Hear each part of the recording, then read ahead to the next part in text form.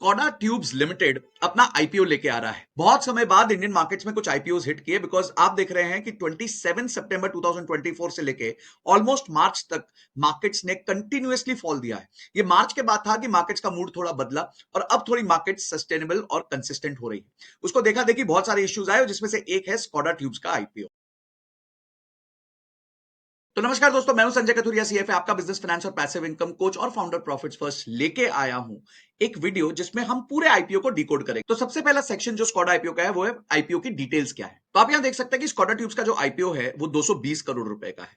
ठीक है, this is an entirely fresh issue. Fresh issue का मतलब क्या होता है कि प्रमोटर अपने घर पैसा नहीं लेके जा रहा है, वो पूरा का पूरा पैसा कंपनी में ही इस्तेमाल करेगा। ये सबसे बड़ा ग्रीन फ्लैग होता है कोई भी आईपीओ का। देखिए, जब प्रमोटर जो है कैश आउट करने की कोशिश करता है तो मुझे ऐसा लगता है कि वो अपनी कंपनी से बाहर क्यों निकल रहा है भाई। अगर उसको कॉन्फिडेंस है कि कंपनी अच्छी ग्रो कर रही है तो वो कंपनी में रहेगा। हाँ, समझिए अगर वो 220 करोड़ रेस कर रहे हैं और उसने 20 25 50 करोड़ रुपए निकालने की कोशिश करी। कई आईपीओस थे, आप कमेंट सेक्शन में बताना कौन से जिनमें प्रमोटर बहुत ज्यादा पैसा लेके चले गए और बाद में शेयर प्राइस बहुत क्रैश हो गया।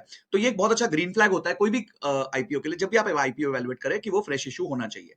ओपन कब हो रहा है? तो आईपीओ ओपन डेट है 28 मई यानी कि कल के दिन, और ये क्लोज हो जाएगा 30 मई को, और टेंटेटिव अलॉटमेंट होगी जून 2 को। टेंटेटिव लिस्टिंग डेट मानी गई है जून 4 की।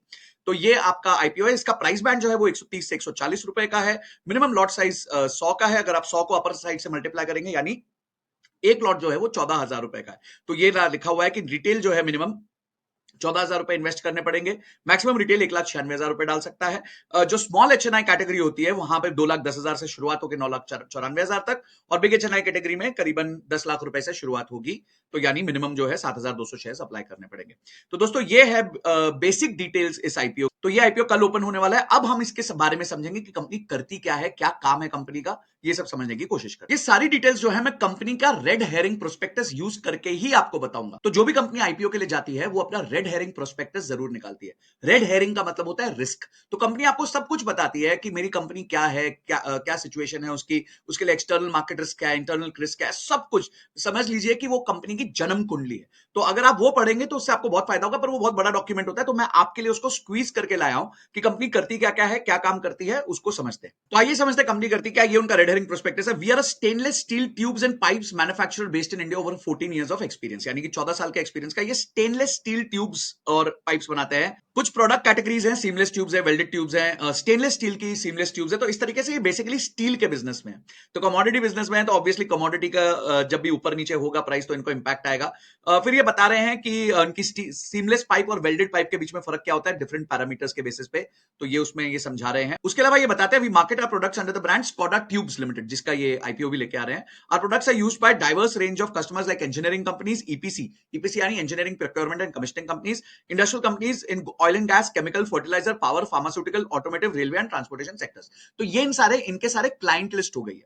तो यानी मेजरली अगर आप देखेंगे तो इसमें काफी जो सेक्टर्स हैं वो गवर्नमेंट के कंट्रोल में है, यानी इनके जो क्लाइंट्स हैं वो ज्यादातर गवर्नमेंट। तो ये बता रहे हैं कि इनकी मिल की जो कैपेसिटी है वो करीबन अभी 20,000 मेट्रिक टन पर एनम है। तो ये इनकी एक ही इनकी मिल है जिसका ये कैपेसिटी है। और यहां ये लिखा भी हुआ है, we have one manufacturing plant which is strategically located at Ahmedabad, Mehsana highway, Rajpur, और गुजरात में इनकी मैन्युफैक्चरिंग फैसिलिटी है, जहां पे ये 20,000 मेट्रिक टन की प्रोडक्शन करते हैं। बाकी ये बता रहे हैं कि ये डोमेस्टिक और इंटरनेशनल मार्केट्स दोनों को केटर करते हैं। कौन कौन से सेक्टर हैं वो तो इन्होंने बता ही दिया, और उसके अलावा इन्होंने बताया कि कौन कौन से तरह के इनके पास सर्टिफिकेशंस है, ताकि इनकी एक जो छवि है वो एस्टैब्लिश हो जाए। अब अगर हम इनका रेवेन्यू स्प्लिट देखें तो यानी कि इनका माल बिकता कहां है, तो 72% जो इनका रेवेन्यू है वो आता है डोमेस्टिक सेल से, और 28% के आसपास इनका रेवेन्यू जो आता है वो आता है एक्सपोर्ट से। ये है एज ऑफ 31 दिसंबर 2024, यानी कि पहले 9 महीने जो पिछले साल के थे, अप्रैल 2024 से लेके दिसंबर 2024 तक, ये 9 महीने का इन्होंने डेटा दिया हुआ है, क्योंकि उसके बाद इन्होंने फाइल किया होगा तो अपडेट नहीं किया होगा अभी तक, क्योंकि अभी मार्च अभी अभी निकला है। तो ये इनका जो सेल्स है उसका स्प्लिट है कि डोमेस्टिक में कितना है और एक्सपोर्ट्स में कितना। अब अगर आप देखें कि इनका ज्यादा प्रोडक्ट कौन सा बिकता है, तो इनका सबसे ज्यादा प्रोडक्ट जो बिकता है, जो इनकी रेवेन्यू में कंट्रीब्यूट कर रहा है, 85% सीमलेस प्रोडक्ट्स बिकते हैं, यानी कि जो इनका स्टील ट्यूब्स है, स्टील पाइप्स है, वो सबसे ज्यादा इनका बिकता है। तो यानी कि सारा बिजनेस का कंसंट्रेशन वही है। वेल्डेड प्रोडक्ट्स ऑब्वियसली बहुत कम है, और अदर्स मतलब इनके जो ईपीसी के काम होते होंगे, या फिर जब ये एक सर्विस कॉन्ट्रैक्टर की तरह काम करते हैं, तो ये वो वाला रेवेन्यू है। ऑब्वियसली ये भी छोटा है as compare to seamless products का जो रेवेन्यू। तो दोस्तों अब हमने समझ लिया है कि कंपनी करती क्या है। तो स्टेनलेस स्टील में है, खुद का एक मैन्युफैक्चरिंग प्लांट है, 80% के आसपास का रेवेन्यू डोमेस्टिक आता है, 85% रेवेन्यू एक ही सिंगल प्रोडक्ट लाइन से आता है। तो ये बेसिकली कंपनी का मेजर नो हाउ है। अब हम समझते हैं सेकंड पार्ट में कि जिस इंडस्ट्री में ये ऑपरेट कर रहे हैं उस इंडस्ट्री की डिमांड कैसी चल रही है, मार्केट कैसी चल रही है। दोस्तों ये बड़ा इंटरेस्टिंग चार्ट है जो इंडस्ट्री के बारे में बताता है, finish steel demand versus GDP growth. तो जीडीपी ग्रोथ आप देखेंगे ये ब्लू लाइन है और फिनिश स्टील डिमांड जो है वो ये इस येलो लाइन में है। जीडीपी मल्टीप्लायर मतलब जीडीपी से कितना गुना जो है स्टील की डिमांड बढ़ रही है, क्योंकि आपको याद होगा निर्मला सीतारमण जी ने कहा था कि जब मैं इंफ्रास्ट्रक्चर में पैसे इन्वेस्ट करती हूँ तो मुझे 2.5 का मल्टीपल मिलता है, यानी 2.5 गुना मार्केट में ग्रोथ होती है। तो उसमें से स्टील में कितनी होती है वो समझ लेते हैं। FY20 में ये नंबर गिर गया था, वहां पे जीडीपी तो ज्यादा ग्रो की पर जो ग्रोथ फिनिश स्टील डिमांड में थी वो कम हो गई थी, ऑब्वियसली बिकॉज उस टाइम कोविड था। ऑब्वियसली कोविड का इंपैक्ट 2021 में भी रहा। उसके बाद से जब हम देखते हैं तो हम देखते हैं जैसे जीडीपी यहाँ 9.7% ग्रो की पर फिनिश स्टील की डिमांड 11.4% ग्रो की, यानी कि मल्टीप्लायर 1.2 का मिला और अब ये मल्टीप्लायर करीबन 1.7 1.8 के आसपास चल रहा है। तो एज ऑफ नाउ जब हम बात कर रहे हैं तो ये 6 to 7% की जीडीपी ग्रोथ होगी, पर जो स्टील की रिक्वायरमेंट है वो अभी भी 10 से 12% पे बरकरार है। तो ये डेटा हमें बताता है जितना जीडीपी की ग्रोथ है उससे करीबन 1.5 से 2 गुना के बीच में स्टील की ग्रोथ रहेगी। इसके बाद इस इंडस्ट्री में पॉजिटिव इंपैक्ट क्या है कि इसमें बहुत सारी गवर्नमेंट स्कीम्स है। आप देखेंगे नेशनल स्टील पॉलिसी है 2017 की। उसके बाद प्रोडक्शन लिंक्ड इंसेंटिव्स दिए गए हैं जो करीबन $26 बिलियन के हैं। तो जो भी प्रोडक्शन लिंक इंसेंटिव मिलते हैं उसका फायदा इस कंपनी को भी मिलेगा। बाकी डोमेस्टिक इंफ्रास्ट्रक्चर सेगमेंट में बहुत जबरदस्त इन्वेस्टमेंट गवर्नमेंट कर रही है। आप यहां देख रहे हैं कि सेंट्रल गवर्नमेंट का टोटल बजट 19.79 लाख करोड़ है। The budgetary capital expenditure for infrastructure ministries is 10,70,000 crore. तो दोस्तों अगली चीज जो फोकस करती है वो है कि जो गवर्नमेंट इंफ्रास्ट्रक्चर में इन्वेस्ट करेगी। देखिए जब जब इंफ्रास्ट्रक्चर बनेगा स्टील लगेगा। तो यहां पे आप देख सकते हैं कि सेंट्रल गवर्नमेंट ने 19.79 लाख करोड़ का बजट रखा है FY2026 के लिए और इंफ्रास्ट्रक्चर मिनिस्ट्रीज ने रखा है 10,70,000 करोड़ का, यानी कि एक बहुत मैसिव स्पेंड जो है गवर्नमेंट कर रही है और जिसका इंपैक्ट आप देख रहे हैं, रोड्स देख रहे हैं, रेलवेज देख रहे हैं, एरोस्पेस देख रहे हैं। तो ये सारी जगहों पे इनका भी माल जाता है। अगली एक जो बहुत जबरदस्त ग्रोथ हुई है वो है जल जीवन मिशन में water supply sanitation and irrigation related investments जो बहुत तेजी से बढ़ी हैं और बढ़ती रहेंगी। आप यहां इस चार्ट पे भी देख सकते हैं कि किस तरीके से यहां पे प्रोजेक्टेड है कि कितना ये जबरदस्त इन्वेस्टमेंट होगा और इसमें भी स्टील की बहुत जरूरत होती है। अगर आप ग्लोबल प्रोडक्शन में देखें तो आपको समझ आ जाएगा कि नंबर 1 कौन होगा। इस गेम का भी नंबर 1 चाइना है, बिकॉज चाइना की खुद की खपत बहुत ज्यादा है, उन्होंने बहुत इंफ्रास्ट्रक्चर में इन्वेस्ट किया था। अभी आप देखें तो 63% ऑफ द टोटल प्रोडक्शन जो है वो चाइना से आती है। और अगर आप एशिया देखें accept China and south Korea 12% है और इसमें भी सबसे मेजर कंट्रीब्यूटर इंडिया ही है। तो यानी चाइना के बाद अगर नंबर 2 कोई है तो वो इंडिया, पर गैप बहुत बड़ा है। चाइना 63% पे, इंडिया करीबन 7-8% के आसपास है। अगर आप ग्लोबल डिमांड देखें तो ग्लोबल डिमांड साल की मुश्किल से 3 से 4% बढ़ रही है, बिकॉज बेस बहुत बड़ा है। पर यहीं अगर आप डोमेस्टिक स्टेनलेस स्टील की डिमांड यहां पे देखें तो वो जबरदस्त तरीके से बढ़ रही है। वो एक्सपेक्टेड है कि 7 to 9% तक बढ़ेगी। तो ऑब्वियसली आपको भी पता है कि इस कंपनी का 75-80% का जो माल है वो डोमेस्टिक ही बिकता है, बाकी इंटरनेशनल बिक रहा है।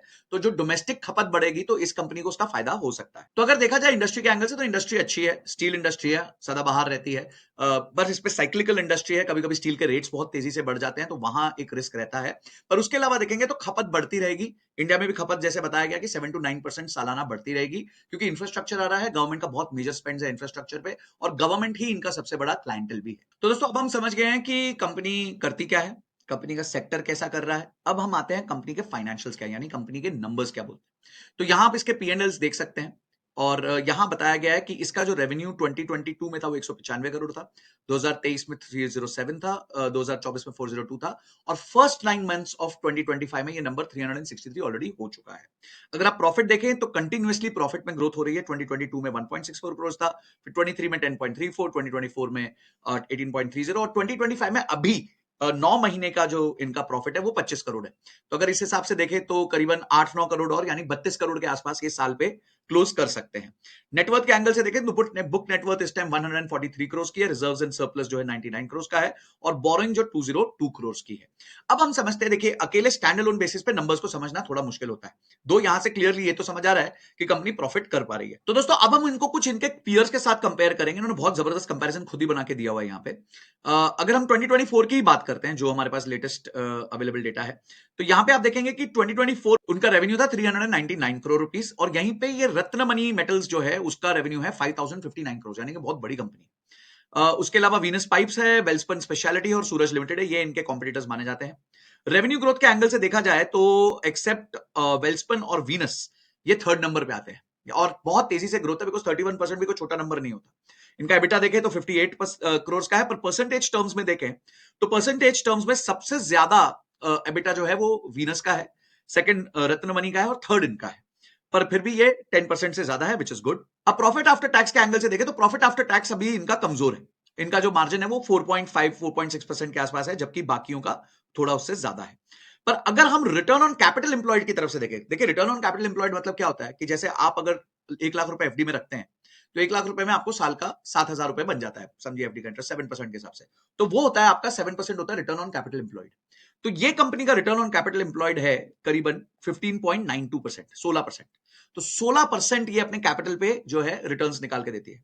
और जो शेयर होल्डर का पैसा है, उधार को अगर माइनस किया जाए तो शेयर होल्डर के पैसे पे तो ये 28% रिटर्न बना के देती है, जो एक बहुत हेल्दी रिटर्न है। ऑलमोस्ट ये सेकंड आ जाते हैं वेल्सपन के बाद। उसके बाद एक बहुत इंपॉर्टेंट रेशियो होता है फिक्स्ड एसेट टर्नओवर रेशियो, यानी कि इससे हमें पता चलता है कि कंपनी अपने एसेट का कितना जूस निकाल पा रही है। जितना ज्यादा ये होगा उतना ज्यादा अच्छा है। तो अगर आप यहां देखें तो यहां ये शेयर विनर बनता है, 4.9 का इसका नंबर निकलता है। तो ये समझ आ रहा है कंपनी के फाइनेंशियल्स काफी हेल्दी है, कंपैरिजन में भी ठीक ठाक है, ग्रोथ अच्छी है, और रिटर्न ऑन कैपिटल एम्प्लॉयड और रिटर्न ऑन इक्विटी काफी स्ट्रांग है। अब अगर हम कुछ रेशियोज को डायरेक्टली सामने सामने कंपेयर करें तो यहां हम देखेंगे कि रिटर्न ऑन नेटवर्थ के एंगल से जब हमने बात करी तो वहां पे ये 28.77 पे स्टैंड करता है, जो कि नंबर 2 है as compare to in this 5 companies. अब हम ये देखते हैं प्राइस टू अर्निंग्स में, इस टाइम पे ये कंपनीज का प्राइस टू अर्निंग ये चल रहा है। ऑब्वियसली प्राइस टू अर्निंग जितना कम हो उतना अच्छा है।